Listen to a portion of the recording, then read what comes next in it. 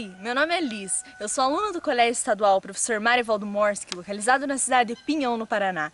E pretendo, através desse vídeo, relatar a vocês um pouco do que foi a ditadura militar que iniciou em nosso país no ano de 1964. Para que possamos compreender o que foi a ditadura militar, é necessário que saibamos o contexto da época. Nós estamos falando de uma época da Guerra Fria, então o mundo estava polarizado. De um lado nós temos a União Soviética e o comunismo, de outro lado nós temos os Estados Unidos com o capitalismo. Os Estados Unidos, de uma certa forma, exercem uma grande influência sobre os países da América como um todo. Nós temos aqui no Brasil, nessa época, o governo de João Goulart, considerado nacionalista. Este nacionalismo faz com que o Brasil seja visto como um país com tendências ao comunismo. E isso desagrada um pouco aí os Estados Unidos, porque eles acreditavam que muitos dos problemas que estavam se figurando no nosso país naquele momento seriam resolvidos com essa interferência do governo militar. Então, temos o início da ditadura militar, um regime político que não se fundamenta no modelo democrático liberal. É o regime onde uma pessoa ou grupo exercem o poder absoluto, independente da aprovação dos governados.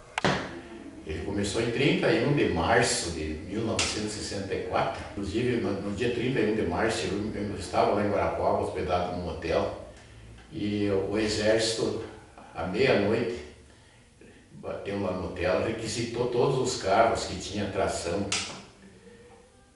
nas 4 rodas, como eu tinha uma Rural Willys, e nós levaram para o quartel. Fiquei 3 dias lá, à disposição do exército. A ditadura durou 21 anos, e nesse período tivemos 5 presidentes militares: Castelo Branco, Costa e Silva, Médici, Geisel e Figueiredo.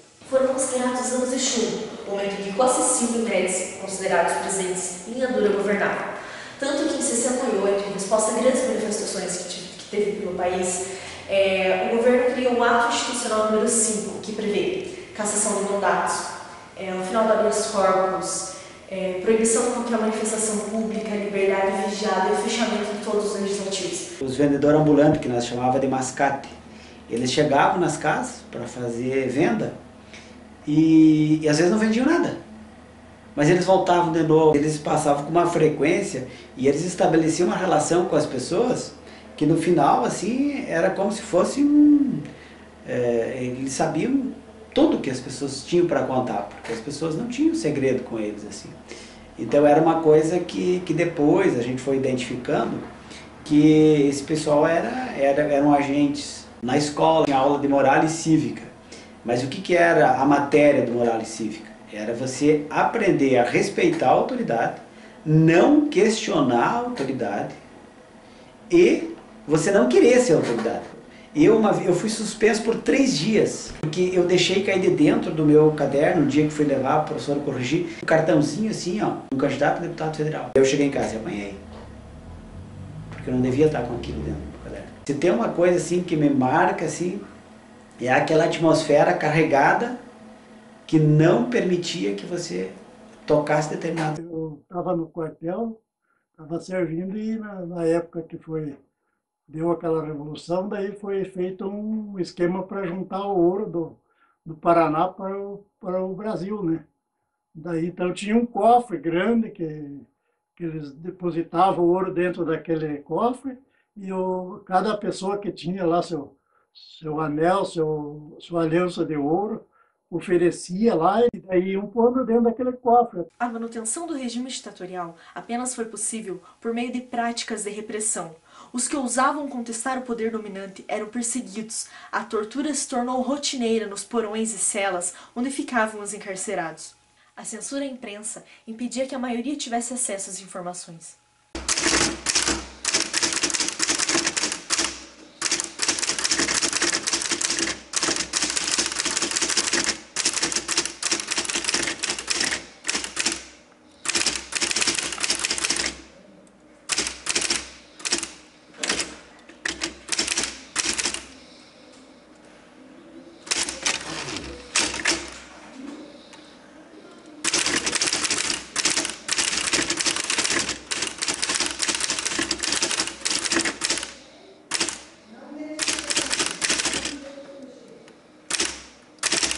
Logo no início da ditadura, é instituído o ato número 2, que estabelece o bipartidarismo, ou seja, o cancelamento de todos os partidos políticos. Vão existir apenas 2. A Arena, um partido de situação, e o MDB, um partido de oposição. Em 1968 veio a opinião o deputado cassado Sival Martins, veio para mim fundar o MDB. Aí ele me deixou as fichas. Eu precisava de 9 assinaturas. Eu tive que pegar a assinatura da minha esposa, minha cunhada, da minha Luísa, sabe? E de outra pessoa, porque eu não consegui 9 pessoas para fundar o MDB. Assim, quando estourou a Revolução mesmo, todo mundo tinha medo, principalmente o pessoal do interior, e mesmo daqui do Pinhão era um pessoal muito simples, eles não sabiam o que ia acontecer. Aí não, teve muito se escondeu, teve aí que levou 1 mês, 2 meses para aparecer aqui na cidade. A ditadura nunca foi bom, filho. Você veja que na ditadura até hoje tem mães aí procurando filhos. Existiam grupos secretos do governo que estavam autorizados a assassinar e a sumir com os corpos, como o CI, SNI, DOI-CODE. Eles foram responsáveis pelo desaparecimento de inúmeros presos políticos. Essas ditaduras militares judiaram muito do povo, sabe? Então, pegaram assim, muita pessoa que desconfiavam e levavam para DOI, em São Paulo, DOI-CODE, parece que lá que era a casa do terror, que diziam. Prendiam lá, judiavam, maltratavam, morreu gente em barbaridade lá. Pessoas que desconfiavam que era comunista, aquela coisa tudo. Inclusive teve um promotor de Guarapuava, meu amigo, que foi pego, assim, sabe? Esse promotor estava numa audiência no fórum, em Guarapuava. De repente chegou os militares, tá preso. Não, está preso, e arrancaram da audiência e levaram. E daí ele nos contou para mim e para os outros, eu vi. Sofri um pouco lá na DOI-CODE, mas vi outros caras sofrer mais. Cerca de 50 mil pessoas foram presas somente nos primeiros meses da ditadura. Por defenderem posições ideológicas diferentes das do governo, perseguiam líderes políticos e estudantis, maculavam pessoas, milhares de pessoas foram mortas, centenas de camponeses assassinados. Quer dizer, para você ser gente boa, ser do bem, como se diz, né? Você tinha que ser puxa-saco, serviçal, estar bem, de bem com os milicos, aplaudindo eles nos desfiles de 7 de setembro. Aqui no Pinhão, por exemplo, as pessoas que não eram Arena, pelos arenistas e pelos adeptos do regime militar, dos puxa-sacos dos militares, eram vistos como comunistas. Tinha esse rótulo. E cada vez que a gente mais estuda sobre o regime militar, mais a gente fica desencantado com aquilo, né?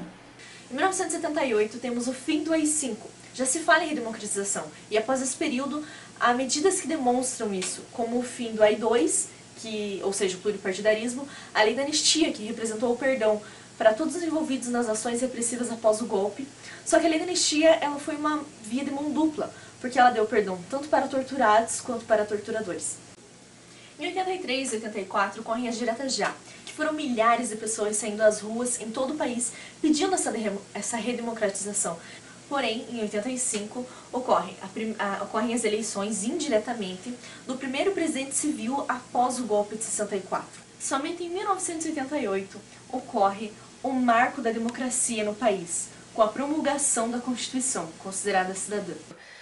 64 a 85 teve picos assim, de censura total, de repressão total aos movimentos de oposição. Esses 21 anos foi uma geração que se criou sem o desenvolvimento do senso crítico. Nós, jovens, temos o dever de não esquecer desses tempos difíceis, para que não cometamos erros passados e deixemos ter aqui no Brasil novamente o regime militar. Devemos olhar com fé os que morreram assassinados, pois deram as suas vidas pela reumanização da nossa sociedade. O sacrifício extremo serviu para nos mostrar a forma desonrosa dos regimes militares. Apesar de você amanhã há de ser outro dia.